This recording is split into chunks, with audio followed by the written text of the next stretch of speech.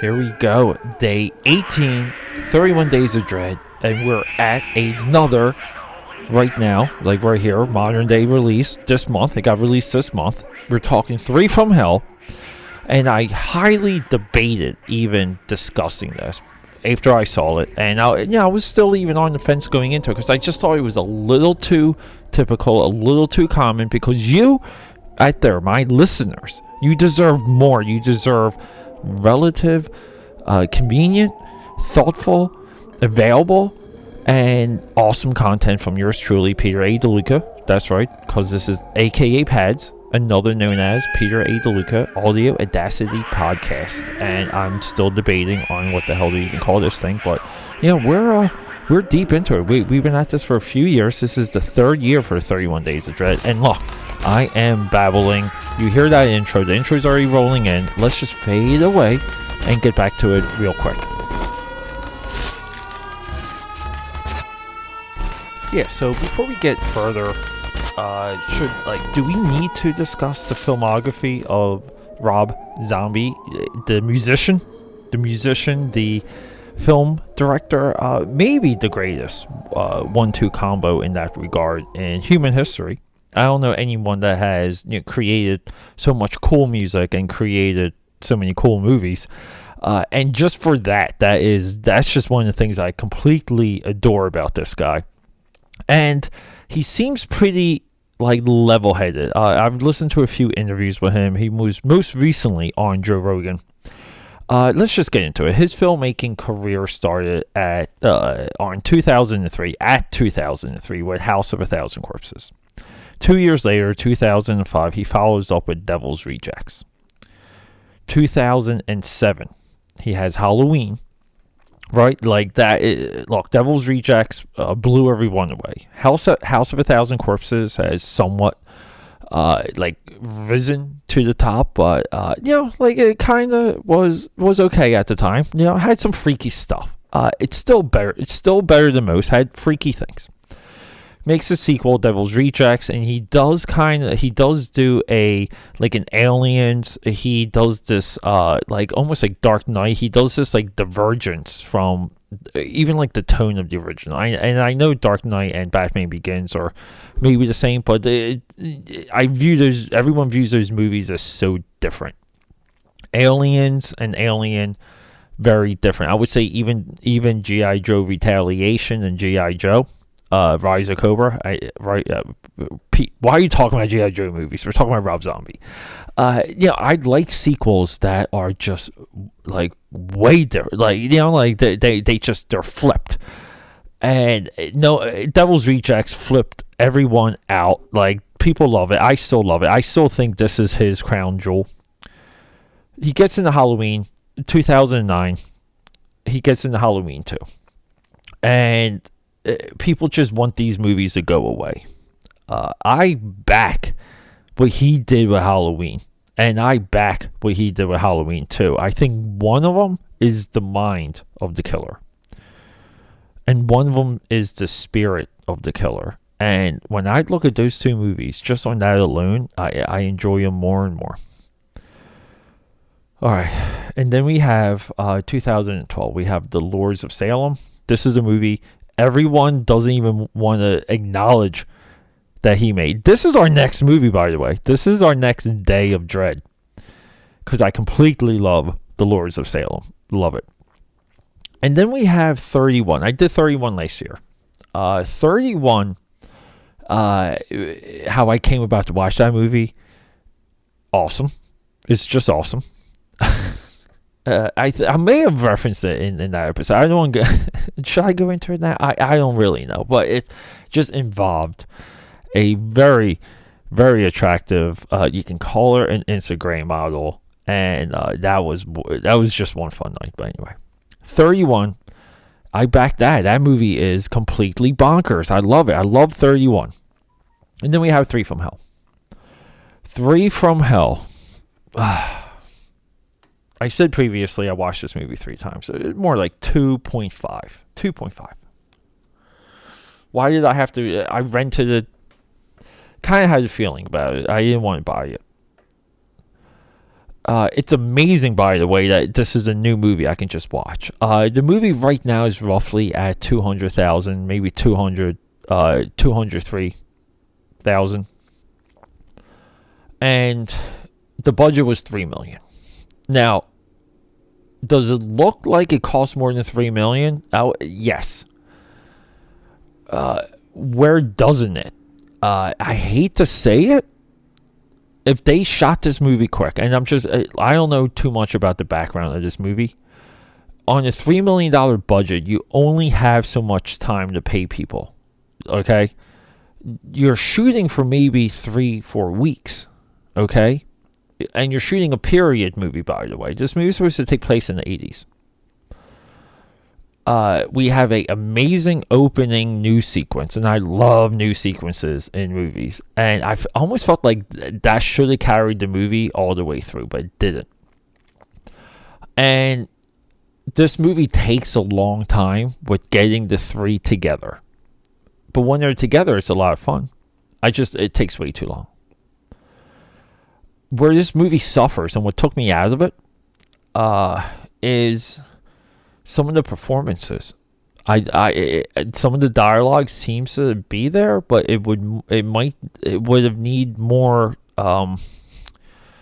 just more time to get some of those lines right, or to understand the tone, because some of the lines just come off flat. They come off incidental. It doesn't seem sincere, especially with Driftwood. He's the long-haired guy. Now the clown, Captain Spaulding, dies off screen. He dies. He gets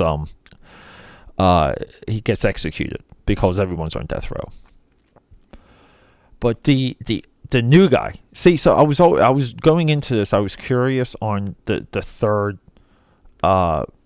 Who's our third person from in Three from Hell? And our third guy, because we have Driftwood and we have Rob Zombie's wife. Okay. Sherry Moon Zombie. Okay. She just reprises her role. And then we have, I think it's Bill Moseley, right? Is it Bill Moseley? I don't know. I can't, maybe not Bill Moseley. Is it Bill Moseley? Yes. And then it's Sid Haig. No, Sid Haig's the one that recently just died in real life. Richard Brake. Richard Brake. He's from 31. I don't know where did this guy come from. Holy crap, does he have he has a huge filmography. Holy crap. He's been in movies since 1994. Oh my god, his first movie was Death Machine. That's been on my list for such a long time. Okay. This dude, Richard Brake. I can't remember his name. He's good in this movie. He's good in every single scene. Sherry Moon Zombie she's playing another type. She's playing as almost maybe the prison and the isolation of the prison broke her, because these characters have spent 10 years in prison. And then we have, we have our Driftwood, which goes back to House of a Thousand Corpses. So Sid Haig, is from all three movies, even though he's in this movie again, Captain Spaulding. And then we have Bill Moseley, and Bill Moseley, one heck of an actor. He plays. I always want to say Driftwood because his character name is so freaking cool. So we have this like third entry into, can we argue that it's a horror franchise? I don't really know. I don't think it is. I think these are just three separate movies, three separate sequels, three separate ideas. You have to be on board with this movie before you even go into it, because they die at the end of Devil's Rejects. These three individuals, or two of these three individuals, get shot to pieces at the end of Devil's Rejects. That's kind of what makes that movie so good, because it's your Thelma and Louise ending. But they're back. They don't die. They come back and they become celebrities, and they're on death row. This is a little bit of the natural born killers of this movie. And I don't care.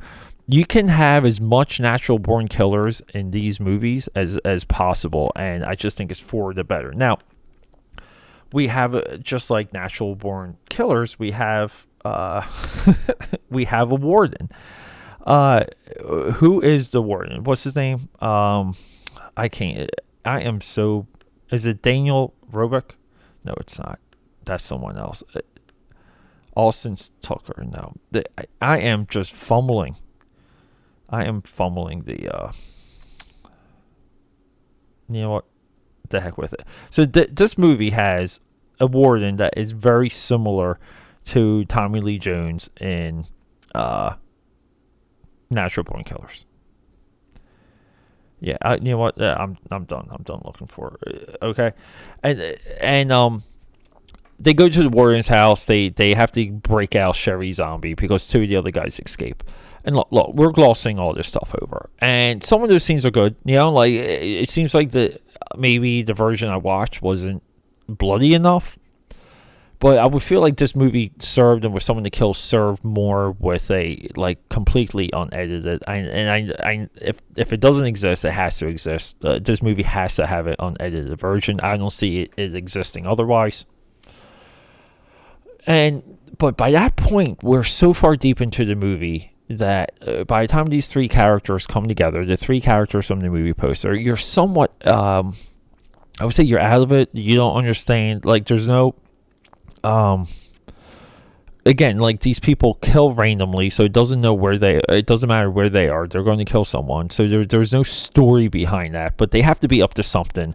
And then kind of midway through the movie, they decide to go to Mexico. When they go to Mexico, they actually, you think they're going to have a Mexican ending, a Mexican send-off. In a good way, but then I'm thinking oh, are they going to end this movie with with how Butch and Sundance ended? Maybe the Wild Bunch, and maybe those were some of the inspirations. But we kind of have luchador killers connected to Danny Trejo, who's in a lot of Rob Zombie movies. He gets killed earlier in this movie, just randomly. I'm not even sure you find out why. His character had to beef with Driftwood, but they end up in the random Mexican town with, and this dude's son is or his grand, one of his relatives is there, and then there are luchadors, and then they go to kill the three from hell, and it's kind of like a three from hell versus luchador battle royale, and it's okay. Rob Zombie seems to have a attraction to the luchador look, and I get it. It's a wonderful aesthetic. It's kind of cool. Could there have been done more? Yeah, I think so much of this movie could have been better with more time, with just more money spent. Because it definitely has these beats and these moments, but the dialogue and what's happening between the characters, and these characters somewhat should be velociraptors. They should be kind of snappy towards one another, but they're somewhat together because they're all equally messed up.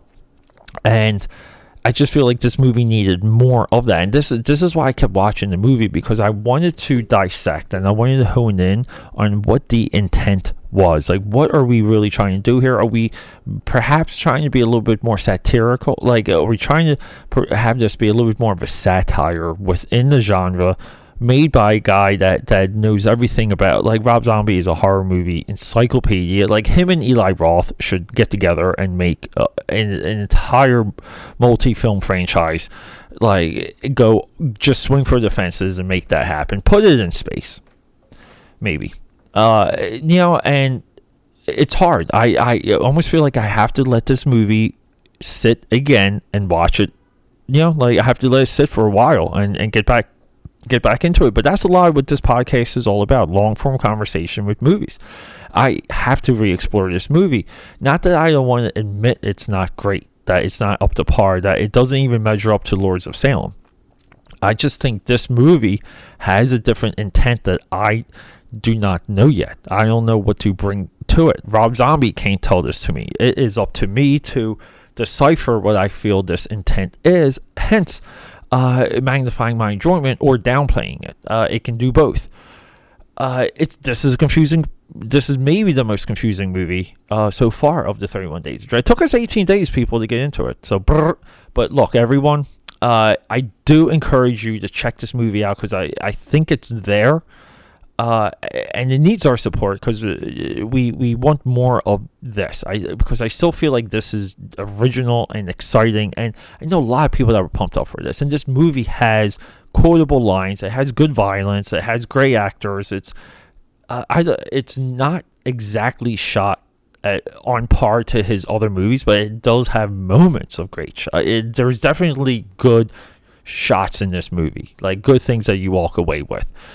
I implore you to watch it more than once. I kind of wish I bought it now, because I would kind of want to watch it right after talking to all of you about it. And, like put it on as I'm publishing the episode. But look, everyone, for the 31 Days of Dread, I will say this is a mild recommendation. It's a mild recommendation. I love you. Rock and roll. Go create something. And let's enjoy this weekend, because I'm doing a multi-day recording, because I had one heck of a week. I got, maybe next episode I will tell you guys about my week and my tragedy befell the 31 Days of Dread, which created the setback, and I'll explain that to all of you. Maybe next episode. Rock and roll, and until next time.